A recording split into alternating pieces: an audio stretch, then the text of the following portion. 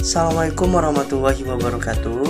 Halo teman-teman semua, kembali lagi pada video pembelajaran kali ini. Saya Muhammad Arif Sirait, NPM 1905-170034, merupakan mahasiswa aktif di program studi S1 Akuntansi Fakultas Ekonomi dan Bisnis Universitas Muhammadiyah Sumatera Utara, kelas 6A pagi. Nah, jadi dalam video pembelajaran kali ini saya akan memberikan gambaran umum mengenai yang pertama adalah laporan keuangan, yang kedua adalah laporan audit. Nah, jadi teman-teman, pertama kita akan bahas mengenai laporan keuangan. Perlu kalian ketahui bahwasanya laporan keuangan itu adalah laporan yang berisikan pencatatan atas transaksi, baik itu transaksi pembelian maupun transaksi penjualan yang dilakukan baik secara tunai maupun secara kredit. Untuk masa dari pencatatan laporan keuangan sendiri umumnya itu ada dua masa atau periode.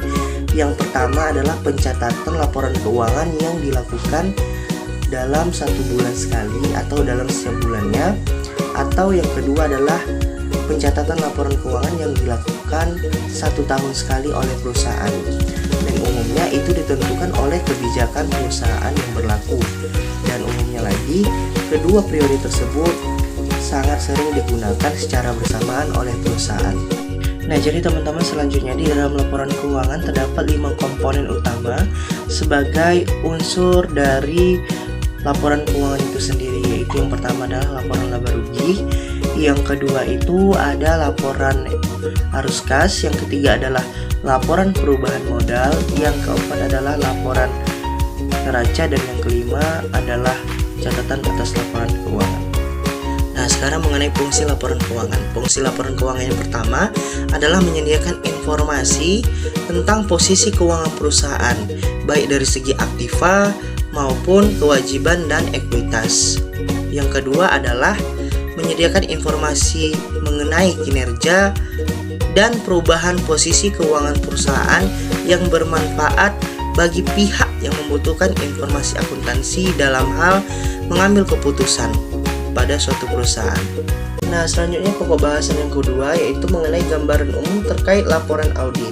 Nah, jadi teman-teman, laporan audit itu adalah laporan yang berisi opini audit yang dikeluarkan oleh auditor independensi setelah melakukan pemeriksaan terhadap laporan keuangan entitas dan laporan terkait. Laporan terkait itu termasuk laporan keuangan, akun manajemen, dan laporan manajemen. Nah, selanjutnya adalah tahapan dalam membuat laporan audit. Tahapan dalam membuat laporan audit itu ada 6. Yang pertama adalah meminta dokumen keuangan. Yang kedua adalah mempersiapkan rencana audit.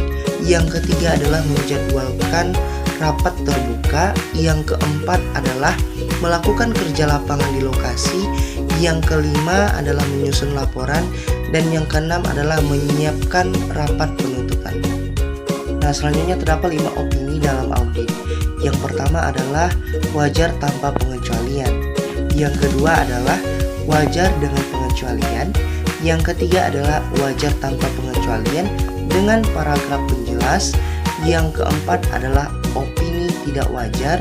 Yang kelima adalah opini tidak menyatakan pendapat.